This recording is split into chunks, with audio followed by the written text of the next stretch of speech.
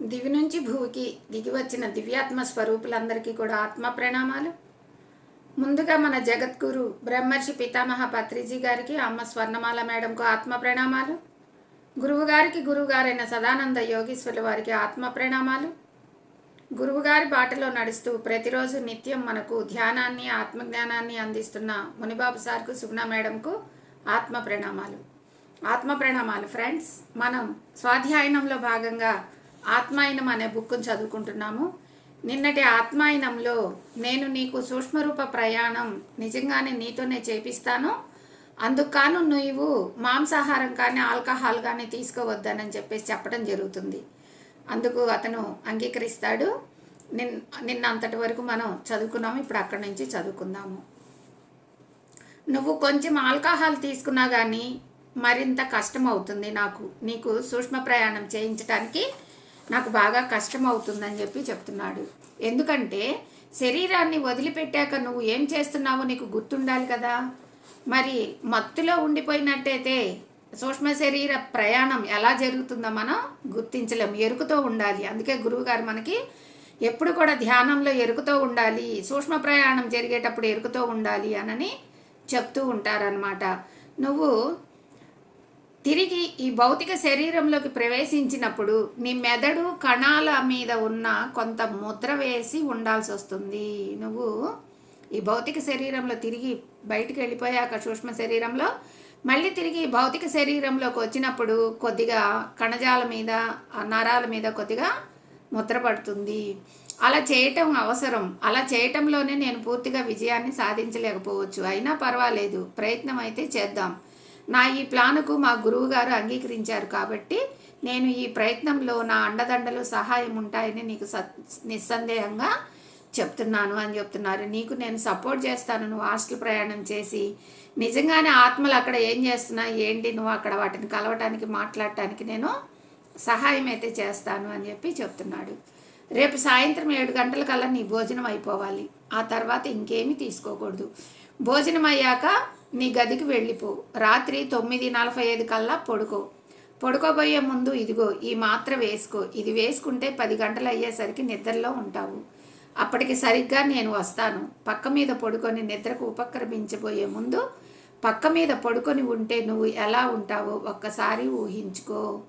ఇలా ఊహించుకోవడాన్ని అతి సులభమైన పద్ధతి ఏమిటంటే, నీ మంచం పైన నేరుగా పైకప్పు ఒక పెద్ద అద్దం ఉందని ఊహించుకో. అలా ఒక అద్దం ఉంటే నీకేం కనపడి ఉండేదో పడుకొని ఉండగా ఊహించు. నిద్రలోకి జారుకునేటప్పుడు ఆ బొమ్మ నీ మనసులో ఉండాలి. ఎందుకంటే భౌతిక శరీరం నుండి నువ్వు విడిపడిపోగానే నీకు కనపడబోయేది అదే కనుక. చాలా అద్భుతంగా చెప్పాడనమాట తను. ఎలా అంటే మనం నిద్రపోయిన తర్వాత మన శరీరం ఎంతైతే పొడవు ఉంటుందో, ఎంతైతే వెడల్పు ఉంటుందో అంత పొడవు ఆకారం మనలోంచి బయటికి రావటం జరుగుతుంది. దాన్ని ముందుగా నువ్వు ఊహించుకోమని చెప్తున్నాడు. ఎలా అంటే మనం అద్దం ముందు నించున్నాం అనుకోండి, మన ప్రతిరూపమే అద్దంలో కనపడుతూ ఉంటుందన్నమాట. అట్లాగే నువ్వు పడుకున్నా నీ శరీర భాగం, నీ శరీరం ఎలా అయితే ఉందో అలాంటిదే నీ పైన ఉన్నట్టుగా ఊహించుకో అని చెప్తున్నాడు అనమాట.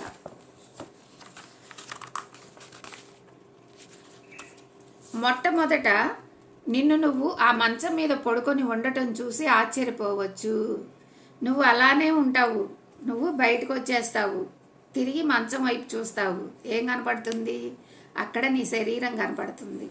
అప్పుడు నువ్వు ఆశ్చర్యపోతావు. ఎందుకంటే బయటికి వచ్చిందేమో సూక్ష్మ స్వరూపము, మంచం మీద పడుకుంది బాహ్య స్వరూపము, బాహ్య దేహం అన్నమాట, భౌతిక దేహం. మరి దాన్ని నువ్వు చూసుకుంటావు. నువ్వు బయటకు వచ్చావు, మళ్ళీ తరలా నీ రూపాన్ని నువ్వే చూసుకుంటున్నావు. నిజానికి అసలైన నువ్వు ఆ భౌతిక శరీరం వైపు చూస్తున్నావు అన్నమాట. అసలు మనం నిజమేంటంటే నేను నేను నేను అని చెప్పుకుంటున్నాము. మనకి అమ్మా నాన్నలు పెట్టిన పేరుతో నేనెవరు అంటే నేను పలాని రాముణ్ణి, పలాని భీముణ్ణి, పలా సోముణ్ణి, లేదా సీతని, రాధని అని ఇలా మనం పేరుతో కలిపి చెప్పుకుంటున్నాం. కానీ అది నువ్వు కాదు. నువ్వు బయటకు వచ్చావు చూడు, బయటకు వచ్చిన ఆత్మస్వరూపమే నువ్వు. ఈ బాహ్య దేహము నువ్వు కాదు అని చెప్పేసి చాలా అద్భుతంగా చెప్తున్నారు. అదే ఆ శరీరం వైపు చూస్తున్నావు చూడు, అది నువ్వు. అలా చూసేసరికి నీకు కొంచెం భయం వేస్తుంది ఆటోమేటిక్గా. అరే ఇదేంటి, నా బాడీ నాకు కనిపిస్తుంది. ఇప్పుడు మనం అద్దంలో చూసుకుంటే కదా మనకు కనపడాలి, కానీ ఇక్కడ రియల్గా మంచం మీద పడుకొని కనపడుతుంది. అద్దంలో కనపడట్లేదు మన శరీరం. ఎక్కడ కనపడుతుంది? మంచం మీద పడుకొని కనిపిస్తుంది. మరి ఈ దేహాన్ని చూడంగానే ఫస్ట్ ఎవరికైనా భయం వేస్తుంది మాస్టర్స్. నాకు కూడా ఫస్ట్ అలానే భయం వేసింది.